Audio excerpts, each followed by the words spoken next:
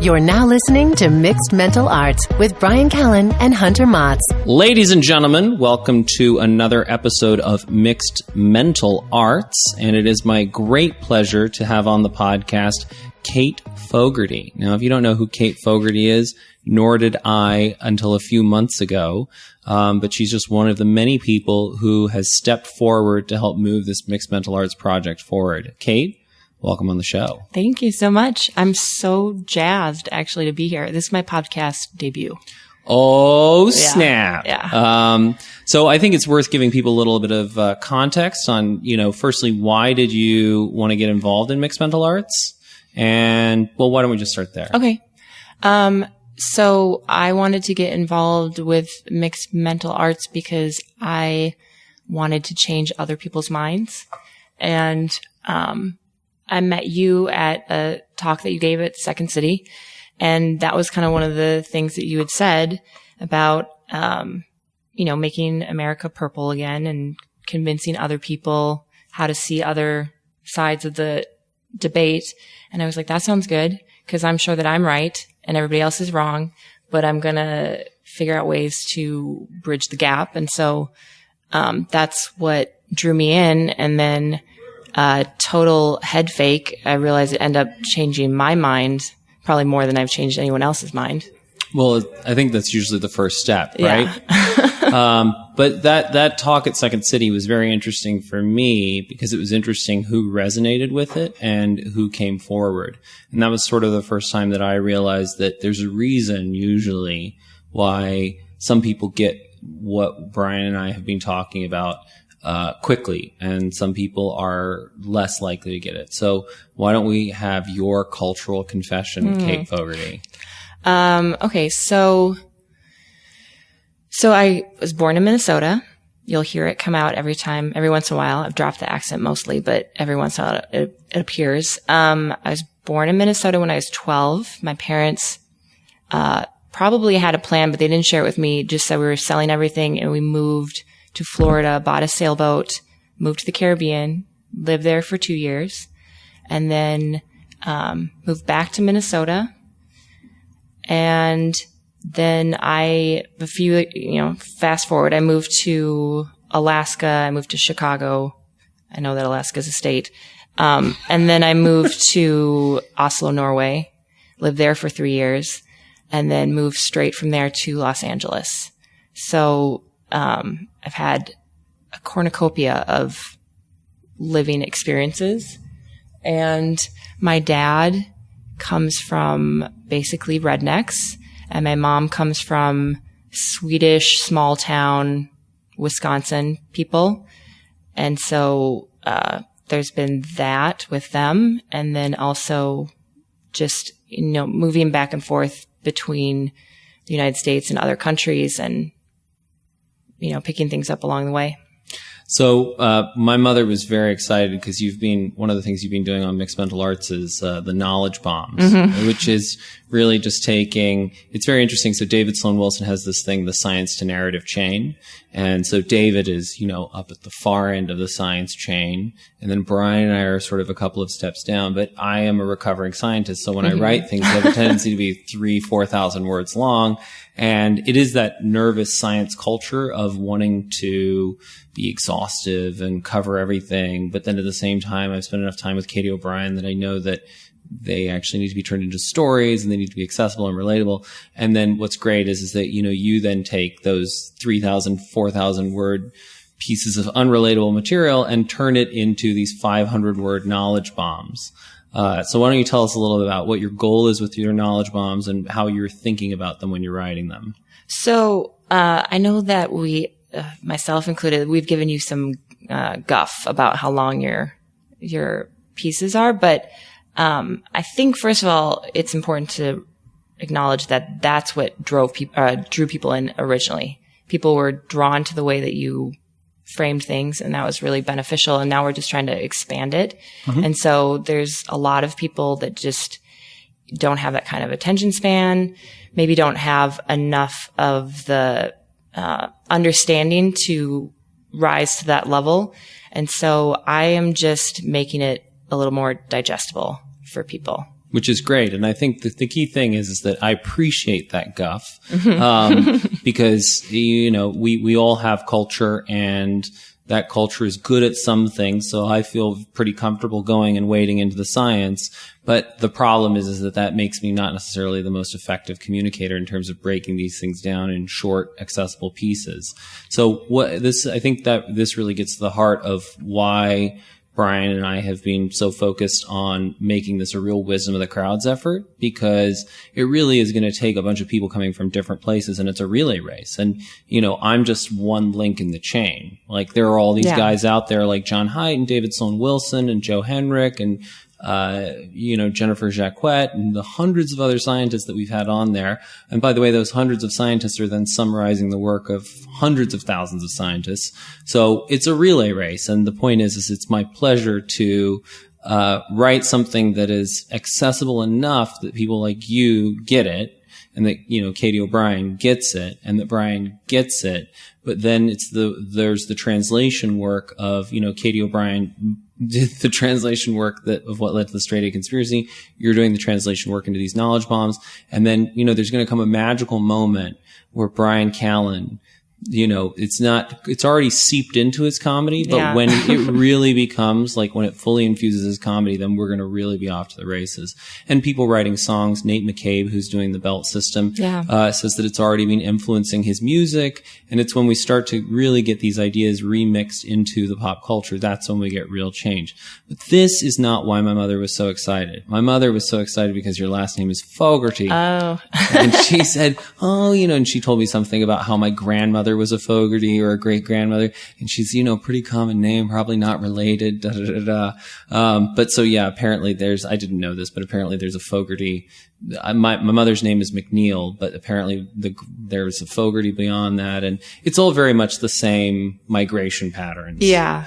But the interesting thing is that even though you're a Fogarty, that's not really culturally what you are, is it? No, not so much. I remember, so when I was younger, it's in Minnesota, it's not cool to be Swedish. Everybody's Swedish. Everybody's Norwegian. It's not exotic. It's not interesting. And so, my grandfather on my dad's side, heavy drinker, dyed his beard green every, St. Patrick's Day, like big thing, Irish Catholic family. And so I was always like, yeah, we're Irish and all this stuff. And then my dad one day was like, we're not really that Irish. We're like barely Irish. Like, our name is way more Irish than we are. Uh-huh. And I was like, oh, and he's like, we're actually Swedish. And I was like, oh. It was so disappointing. Yeah. 'Cause my grandmother's name is, on my mom's side, is Elizabeth Olsen. And then on my dad's side, his grandmother was Elizabeth Olsen. So we're the Olsen twins. Yeah. But it doesn't get much more Scandinavian than Olsen. No. But that's interesting that the culture of cachet is Irish in the upper Midwest. Yeah, well, I mean, there are Swedish holidays, but they usually involve like disgusting fish or bland food. I mean, I suppose the Irish holidays, which involve potatoes, cabbage, and corned beef. It's not, I love potatoes. Yeah, no. Listen, and I do too. It's great stuff. But so there was this revelation and this realization. And Bryan, on the last podcast that I did with Bryan, we were talking about, Bryan was very excited that he got back his 23andMe profile. Oh yeah. And it turns out that Bryan has fast twitch muscles. And this, to Bryan Callen, this is the most important thing he could find out about his own genotype. But I think this all sort of pokes up or points up this, there's like our genes, which come from whatever background. Then there's sort of the outward presentation of our culture, our Fogartiness. And then there's what are our values, what are our beliefs, what are our cultural practices. And, you have this great story about, how you first realized that you were secretly Swedish, as you wrote on mixedmentalarts.co. Yeah. So, I was like 7 or 8 and I wrote an essay in school about my grandma being the nicest person ever. And I showed my mom and I thought she was going to be really excited. It was her mother. And she was like, oh, this is nice, but actually your grandmother's not the nicest person ever. And then she started showing me letters that my grandmother had written, like gossiping about other people and like all this stuff just to let me know that, I guess my grandma was human, but also it was just very weird. And, I remember a teacher in school talking about her Finnish mother, who I think actually came from Finland. And when she was an adult, one time she read this book and it said something about this character realizing that her mother wasn't crazy. She was just foreign. She was just from a different culture than the one that her daughter was growing up with. And so that's what my teacher realized about her mother, because she just like her mom would do things that were just so weird to her. And so I've started to realize that about my own family as well. It's like, well, why, did they do that? Why do I sometimes get so jealous of people when they do something good? And it's never ended a friendship. It's never gone that far, but I feel that. And then I'm like, oh, maybe it's because I'm Swedish. Yeah, and so break that down, because Martin Totland, who again is someone that I've never met, but is in Bergen, Oslo, where Bergen. Which, by the way, for reasons, so I went to Bergen with a buddy of mine from college, and a few things happened that were really important in my life there. One, I ate whale for the first time. Two, it's just like, if you find Scandinavian people attractive, that is the epicenter of attractive Scandinavianness. Yeah. And then, they also weirdly, this is a thing that the Hanseatic League Museum is really good. So the Hanseatic League was this massive trading empire that operated all throughout the Baltic and the North Sea. So it's very fascinating in terms of like a trade thing. But the other thing which is really fascinating to me is they have amazing froyo, or like amazing soft serve ice cream. I never had that when I was there. Yeah, it was like a Mr. Softy type thing. And, for some reason, I don't know, we'd heard that this was really good. And we were like, come on, really? Like, we're just in Bergen or in Norway in general? In Norway in general. And I guess it's because of that good, non-GMO dairy, or it's not even GMO. It's like whatever it is that we do that makes our, the chemicals we put in after the fact. But for some reason, and it was delicious. It's the best soft serve I've ever had. That's so funny. I had Norwegians tell me that when they would leave Norway, they would miss the milk. Yep. They would miss Norwegian milk. And I was like, I don't get it, but. So Martin wrote this article about Swedish jealousy and jantelagen. Yeah. So tell us about that. So, it's basically, it's from this short story that this guy wrote, this Danish guy, about this fictional town. I think the town was called Janta, and all these rules that they had. You are nothing. You're no more important than anyone else. Basically the same thing, on and on. And I don't think the story I've never read it, but I don't think the story goes into Swedish jealousy specifically. No, it's Danish focused, but yeah, but it's been incorporated into Scandinavian culture. And so, they're very much, we don't stand out. Nobody's more important. You go to IKEA in Oslo and the Prince of Norway is shopping in line, like standing right next to you. Yeah. And if he didn't do that, if they shut it down, like there would be an uproar in Norway. He would just be an outcast, because how dare you? You're no better than anybody else, even though you're the prince. Prince, yeah. And it was the same thing. I mean, I always joke that Norway was a good setup for Los Angeles because there's famous people all over the place. It's a small country, so a lot of people are on television or, musicians or whatever, and you would see them all over the place, and they were just normal, just walking around like everybody else. And so that's just part of their culture. And, there's a lot of good things about that. Like, they don't have paparazzi for the most part. They, are very equitable towards each other. But then the flip side is this whole idea of Swedish jealousy. And, if you start to talk about your accomplishments, or if you brag or whatever, then it's just this overwhelming feeling of animosity towards the other person. And I think, the guy that you're speaking Martin Totland. Sorry, Martin. Who's half Swedish, half Norwegian, I should register. So I think that's part of it is that he probably I think there's probably a lot of half half Swedish, half Norwegian. But he wrote about how he had some friends, that stopped speaking to him for a while or something because they thought he was getting too uppity. Yeah. Well, and I mean, it's, the other thing that's interesting and I think is worth noting is that Martin, was saying, and part of what all this research shows is that this actually comes out of Viking culture. So this is a very, very old cultural trait that has persisted for years and years and years. And everybody should read Martin's piece. It's very well done. And I think Martin is going to record the audio of it. And we're going to start doing that so that if you don't have time to read the blogs, then they'll be there on the audio feed and you can consume it more easily. But the part of it is that they had this very collectivist mindset where, and there are all these concepts, they're related concepts like jantelagen in Denmark. Lagom is about being enough, and, not too much, not, Swedish jealousy. There are all these different related concepts that are all basically around maintaining the group cohesion, which was incredibly important in that environment in terms of raiding parties where you want the raiding party to function as a unit. And that means it's very much like any military unit. You want the cohesion. You don't want anybody starting and going off and doing their own thing. And so that culture has persisted for well over 1,000 years. And the external parts of it have changed. But not to speak too much for Martin, but I've known more than one Swede who has felt stifled by that culture.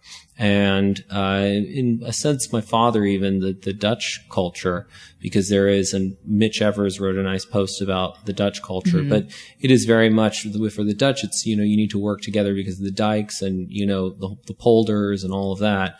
And so what happens is that becomes stifling. And so then they flee these countries because they gravitate towards places like America and England where they have the ability to sort of stand out.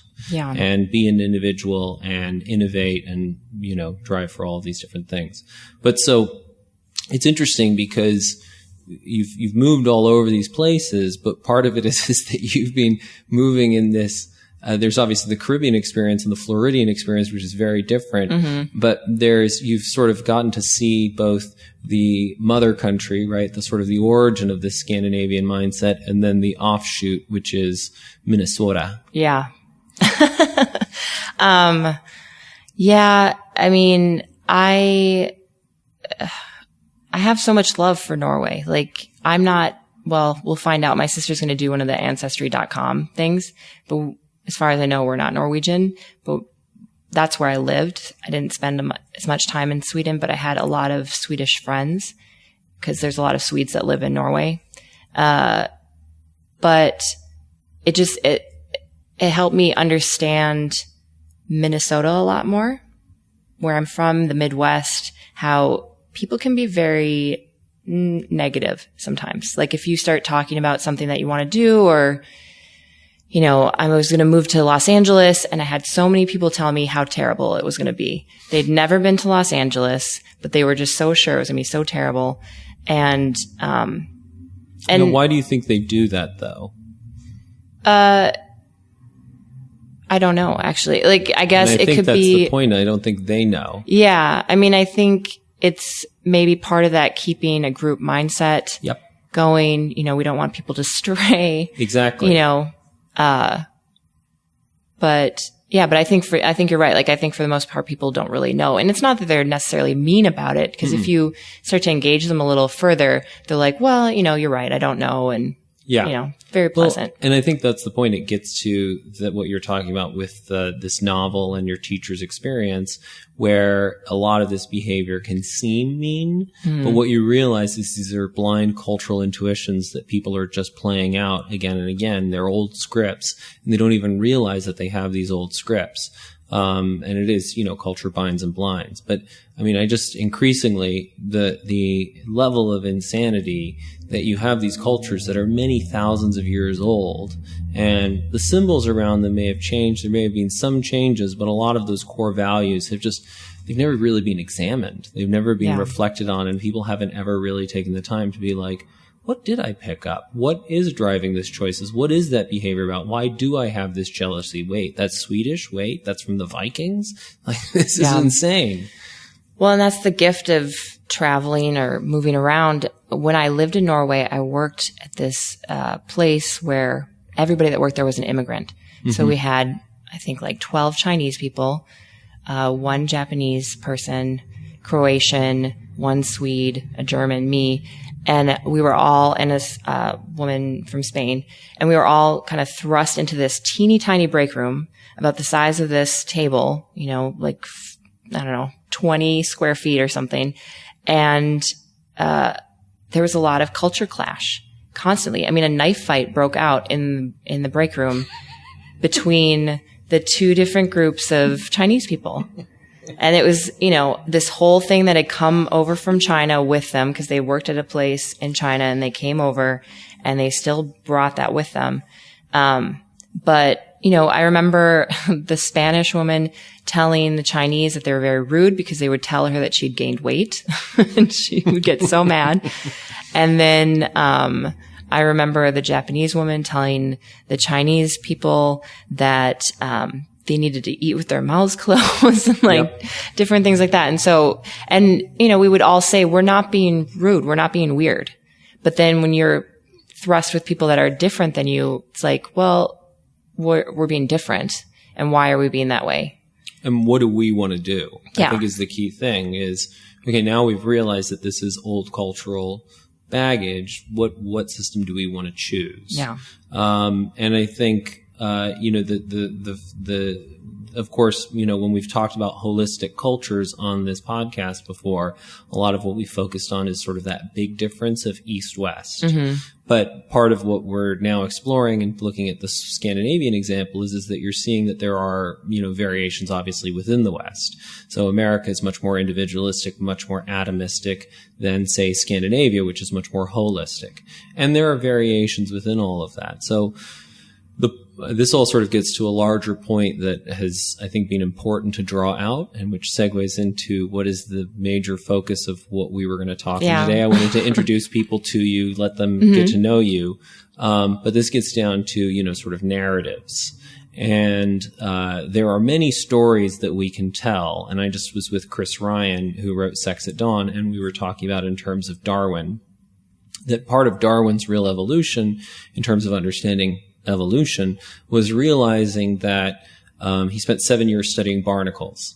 And in that process, he comes to just be reminded that species are these buckets or categories that we make up to be able to make the vast complexity of nature digestible to our brains so that we can have some frame of reference. But there, as you look at the boundaries, you come to find that it's not such neat white lines, right? So the boundaries don't necessarily work.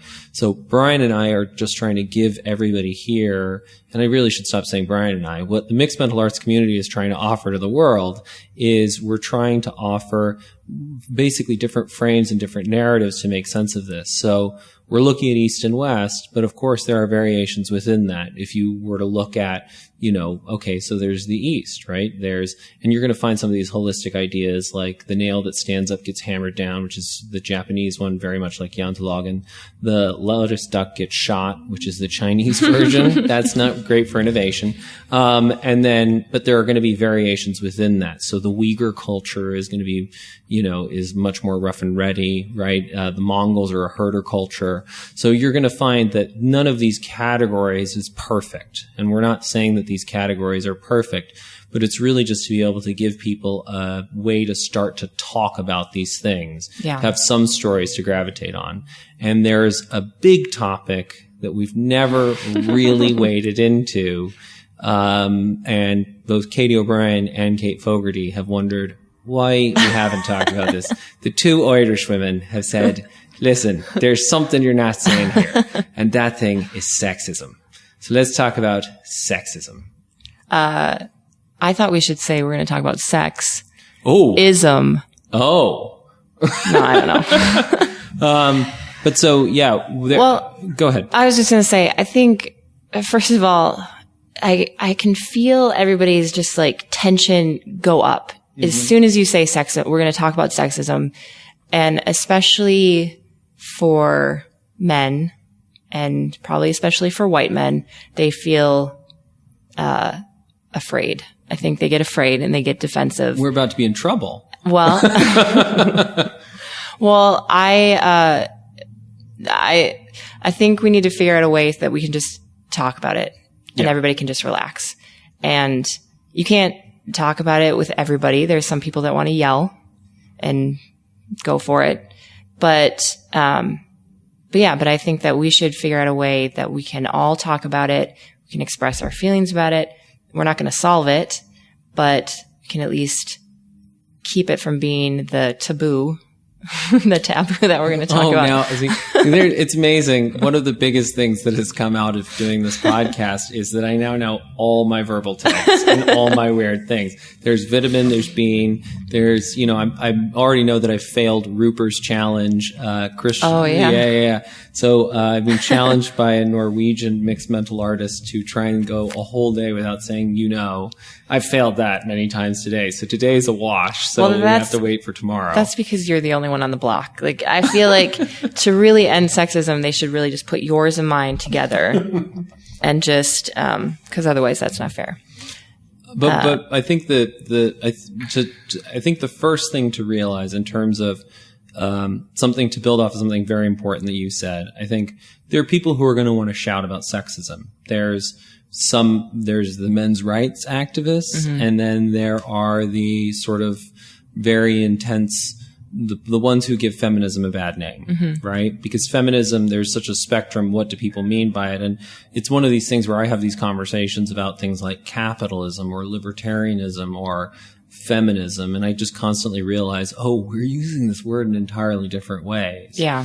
So I think that's the first thing to realize. And then I think the second thing to realize is that and this was part of what is particularly helpful about Chris Ryan, is talking about hunter-gatherers. Because hunter-gatherers have these very equitable gender relations, and the point is that it's this experience of agriculture that in various ways has screwed us up. So again, it's important to realize that we've picked up, in the same way that we've picked up Swedish jealousy or a holistic mindset or an atomistic individualistic mindset, that's things that we've all picked up. And we're now, as a species, in that break room, around that tiny 4x4 table. Watch out, knife fight about to break out. Well, there are knife fights happening. And so it just is sort of part of the reason why we haven't waded into that conversation.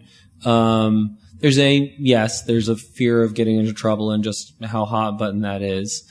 There's also the fact that Bryan has a particular button on gender denial or denial of gender differences by certain feminists. But the other thing too is a lot of it is that there's not a tidy narrative around sexism. Yeah. And so that's a big part of it. So just to understand why, but we're now at a stage where we really want to take this thing out into the world. And so part of that is bringing people like Cate in, having a diversity of voices, and let's just deal with all the emotional and cultural baggage. Yeah. So tell us about the Plow thing and what your satisfaction and dissatisfaction is with that. Well, I mean, I heard about the Plow from you. Of course, no. So I guess the way that you explained it to me was, that prehistory, very long time ago, agriculture was invented, and then there became the need for a plow to increase production. And when the plow was invented, some people feel that might have been the reason that sexism became prevalent. I guess I like to know the history of things, but at my first initial reaction when you said that or wrote me that email was just kind of like, huh? I guess how I was like, okay, well, that doesn't help my life now. Right. So how do we figure out how to make that part of the story, or does it need to be part of the story? I don't know. Well, so the reason why I think it does help your life now, even if it's not immediately obvious why it does, and sort of there are lots of people who've tried to have a conversation about culture. Humanity's been trying to have conversations about culture more and less successfully. And some of those cultures include the conversation around imperialism and colonialism, where the conversation was, our culture is better. Yours is cute.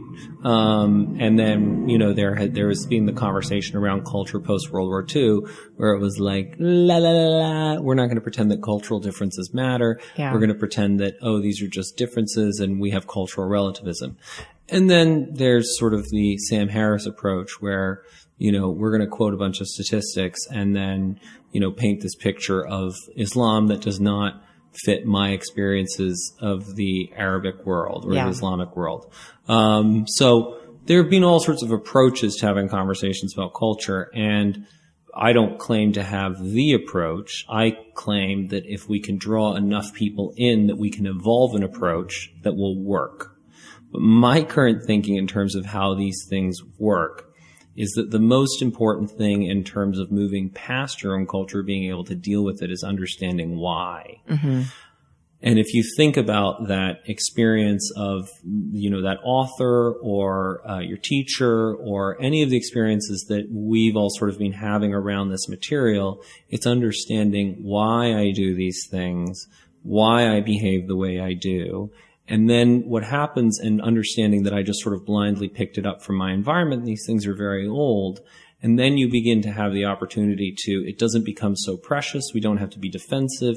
Like, why should I feel, it's not my fault that sexism exists, but it is my responsibility, once I understand it, to do something about it. The same thing with racism or whatever it is. It's that opportunity in the break room where you've come together. You now understand, we're running in a bunch of old cultural software. What do we do about it?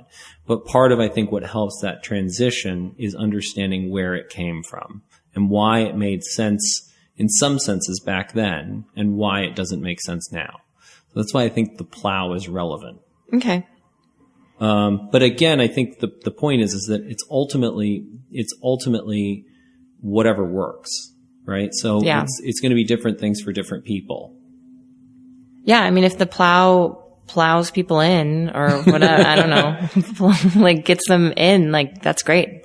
But so, and part of it is that in terms of this untidiness, there's the Plow narrative, which is, you move from this balance between hunter and gathering where, everybody's bringing in food calories. Most of the food calories are coming in from women. And then gathering, and then men occasionally go out and they get these very rare and scarce meat calories from hunting. And then the Plow comes on, and then now it's suddenly about physical brute strength. And so the men are out in the fields and the women are in the house. But then there's this extra complexity of herding cultures, where herding cultures, there's this sort of extra defensiveness, and women tend to be treated like livestock. And, that's the whole mentality that develops. So did that arise separately from? It's a different form of living. And then again, I mean, this is where we start to get into real problems with narratives, is these aren't tidy narratives. And we're going to find local variations. And even when we talk about things like hunter-gatherers, there's a huge variety in how sex relations happen. My favorite, is the, and this, I think did I get this from Sex at Dawn, maybe? Yeah. But the Cate believed that a pregnancy is something that is cumulative. So what ends up happening is that, the man's sperm has to build the baby. And that if you build from many different fathers, and they acquire all the positive attributes of all the different fathers. So the women are going around and you ask the children who their father is, and they'll say, these 5-6 guys. Yeah. So there are all sorts of different beliefs. So none of this is tidy narratives. I think the main thing is, do we provide some way in for people to even start having conversations about this? What is it that breaks that awkward ice? And even sort of gets people to start to realize and reflect on those things.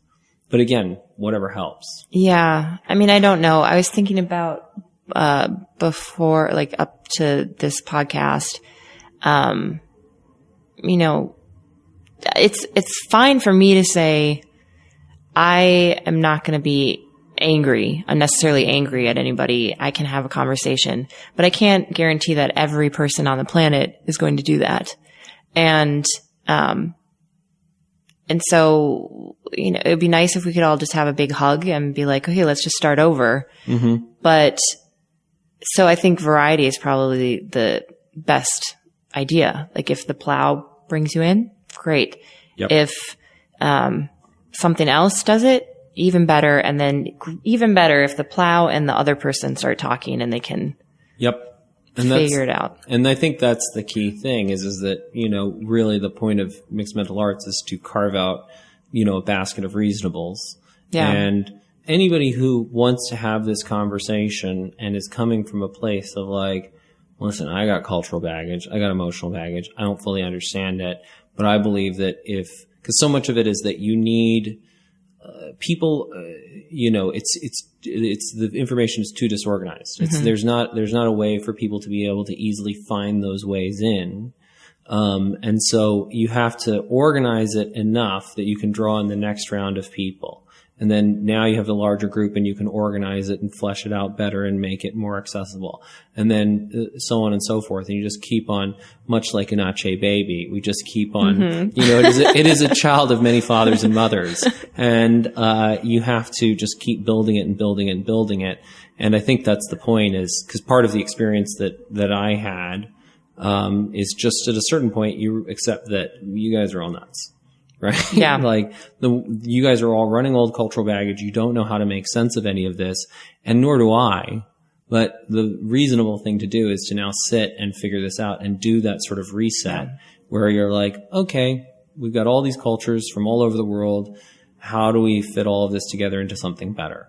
And I think what's cool is that particularly, we're sitting in Andrew Hunt's space, here in Hollywood, and we've got equipment that I bought on Amazon, and we're able to do this and then share this with the world. And if the world likes this, great. And if the world doesn't like it, great. But we can try again later. Yeah, exactly.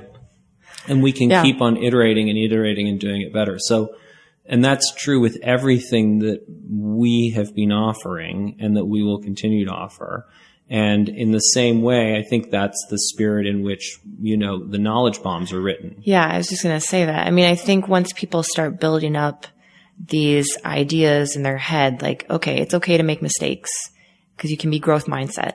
And we know that it's better to be growth mindset because you will achieve more, learn faster, do all these different things.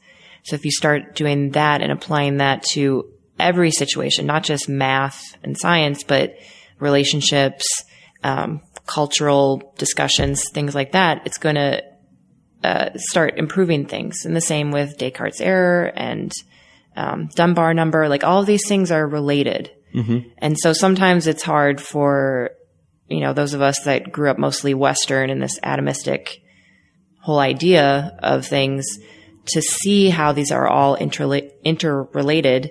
But they are. And the more that you build it up, you'll just have this background knowledge that you can apply to everything, even super scary topics like sexism. Yeah. And I think crucially, I think there's a great parallel here. I did not set this up, but if we think about seeing that narrative of Swedish jealousy, mm-hmm. it gives you a narrative through which to make sense of those emotional reactions. Now, maybe that jealousy has nothing to do with Swedishness, right? It could be that it comes from a totally different place or whatever, but it doesn't really matter because that narrative is helpful in making sense of it.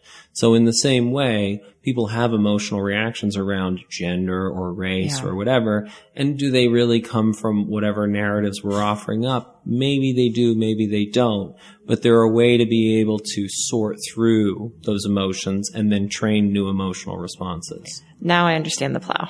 Yeah. Now I get it. Because I think the Plow for me isn't that interesting of a narrative. Mm-hmm. But for somebody else who, for one reason or another, it resonates with them. Like, that's great. Yeah. Yeah. And there will be a million competing stories, and what we're aiming at here is not, I think that, and this is part of my own recovering, weird scientist mindset, is that there's an idea, and this is something that the other Cate Katie O'Brien, and to help trade me out of. But there's this idea that you're going to capture all of reality in a mental model or in a story or in a belief system, and you're never going to do that. And even, you talk to someone like Spiros. I just listened to that. Yeah. Where the theory of everything, and it's not possible. Yeah. And along those similar lines, I was thinking when I was listening to that podcast, we all want to find a solution to racism or a solution to sexism. And that to me seems like a very Western viewpoint, because yin and yang, it's like you need the darkness and the light. So maybe eradicating these things isn't the point, just bringing them back into balance. Well, I think the so much of what this comes down to is that there's it's about managing and harnessing human nature, and that was, if you look at how, say, the founding fathers thought about society, or how Adam Smith thought about capitalism. I mean, Adam Smith wrote a whole book called The Theory of Moral Sentiments that's all about all the sort of quirks and, really just understanding human nature. He gives the example that, if I hear that 1 million people died in China, I'm like, oh, that's terrible. But if I lose my little finger, it's like a deep personal tragedy. Yeah. So there are these massive asymmetries in our psychology. But what Adam Smith understood, what the founding fathers understood, is that human psychology is what it is. Like, you can wish for it to be a different way. Maybe at some point we have the tools to change it, but the reality is it is what it is today. And then how do you design for it? How do you design within those constraints? So that power corrupts people. How do you now create a system that manages that problem and have checks and balances? And so in the same way, we can't prevent humans from stereotyping or generalizing or doing any of that. They have to do that. They have to do that because of the Dunbar number. And, we make categories all the time. But what can we do? Well, we can create an understanding that that's okay, that you do stereotype and generalize, but you have to remember that it is a stereotype and a generalization, and be aware of how grounded in reality is. How good is it, that information? So it's the moment that you talk about with your friends from Minnesota where they're like going off about how terrible Los Angeles is, and then you say, what do you actually know about it? And they say, we don't actually know about it. And then rather than fighting tooth and nail for that stereotype about Los Angeles, they're willing to let it go. And it's the fighting tooth and nail for whatever beliefs we have about people of color or women or, Dutch people who are really an oppressed and misunderstood people. I mean,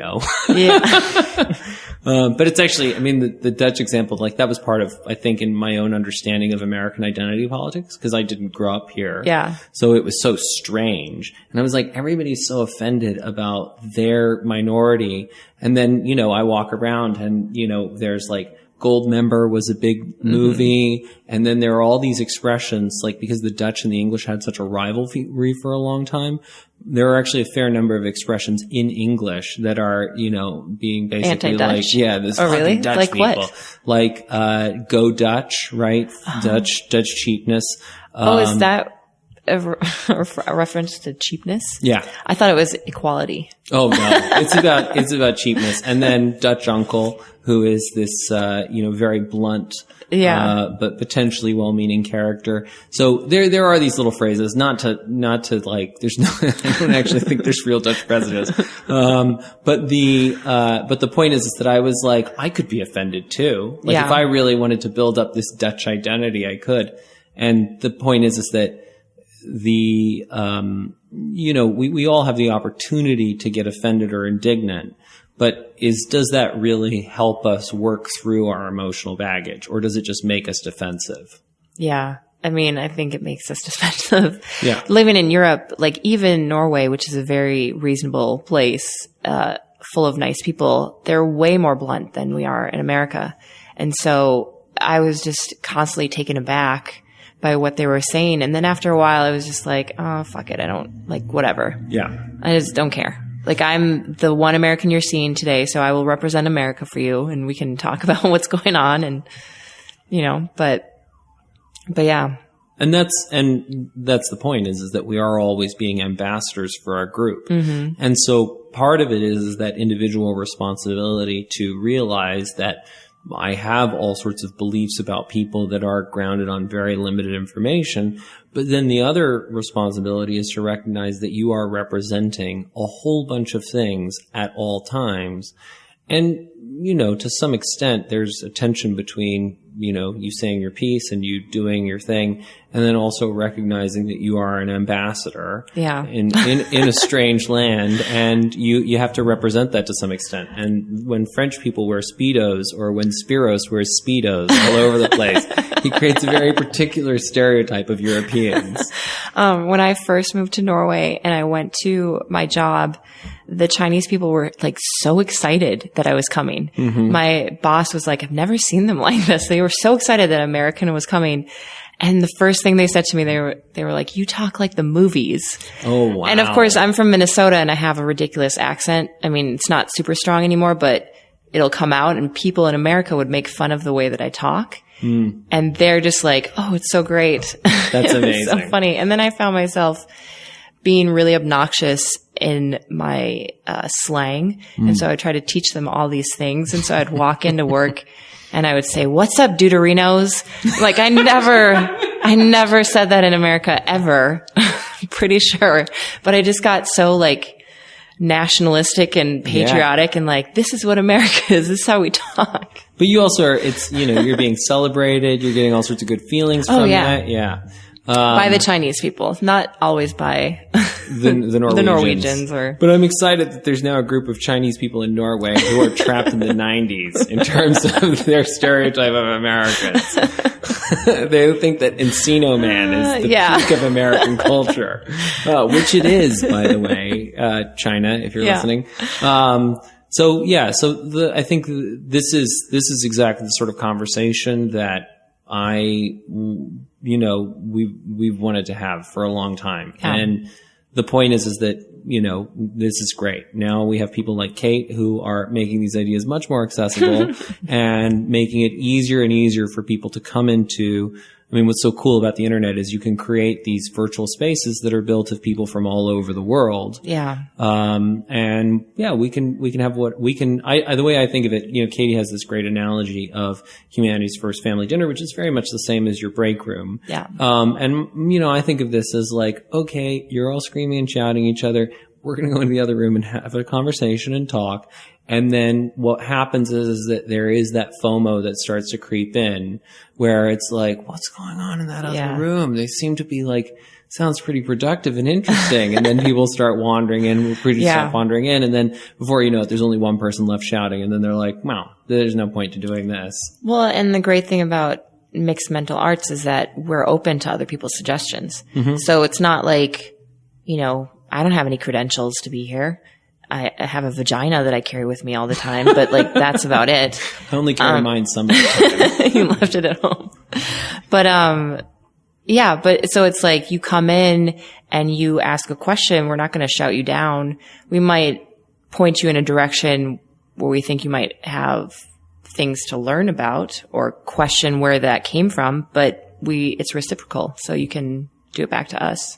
And you should do it back to us. And I think crucially also, that part of what you realize in terms of teaching is that, it is that old thing about if you ask a question, you can bet that somebody else has that question. Yeah. And so the point is that whatever question you have, whatever you want to talk about, the point is this is probably a question that literally hundreds of millions of people, have. And part of what we want to do is evolve better and better tools for answering these questions and for people to be able to make sense of these questions. And I think it's worth, part of what we've been talking about is how this evolves forward is the analogy I've been using is an on-ramp, right? Yeah. And so do you want to explain what you think that the on-ramp? Yeah, the on-ramp. Just like a easy way to pull people into the flow of traffic. Yeah. Like an actual on-ramp. Yeah.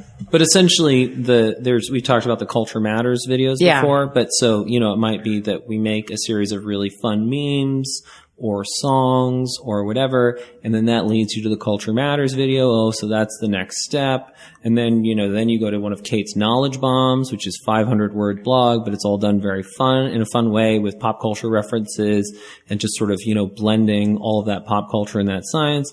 And then if you're unfortunate, you then go read one of my 5,000-word pieces. And then we're like, that was a waste of time. Why did I do that? Instead, I should just go read the original book. And maybe you do read the book, maybe you don't read the book. But the point is that it's all about creating better and better tools to make it easier and easier for people to access these conversations because, we're 100% aware over here in Los Angeles, that, I have no life and that I can sit around and read these books all day. And that's, people have jobs, people have kids, people have things to do. People have Netflix they want to binge. Yeah, you gotta Netflix and chill. And so, the point is to make it easier and easier and easier for you to engage with and find these ideas. Well, and I think more fun too. Yeah. It doesn't have to be always silly and ridiculous, but, lighthearted and also more accessible. You read a book and you can't necessarily get a hold of the author, but you can get a hold of us for better or worse on the internet and we'll respond. Yep. And we'll appreciate you reaching out, and we appreciate feedback and we appreciate criticism. I appreciate, for example, that Atheism is Unstoppable decided to take my Joe Rogan appearance and edit out everything that I said that wasn't a verbal tick. Because that video really brought home for me just how many verbal tics I have. And I appreciate that Rupert has lovingly issued me this challenge. And, Bryan has also been mentoring me in this direction. My father has been doing it in a much more Dutch way, where he's like, you need to fucking deal with this. Fuck. So, all these different cultural approaches all getting me to deal with the log in my own eye. Well, I think we all need that. Yes. I think that you're actually lucky. Yeah, I agree. Well, this is something that I was thinking about. I have, I think of blog posts and then I realized that it would take 5,000 words to say anything I want to say. So sometimes I don't do them. But one of them that I wanted to do was, haters gonna hate. And I love that. Because it is the part of that consequence of that we see the splinter in our brother's eye, but the log don't see the log in our own eye, is it actually makes, people who hate you amazing at finding what you're missing and what you most need to work on. Yeah. And that's been the amazing experience of the last couple of months with, the various Twitter wars that I've gotten into.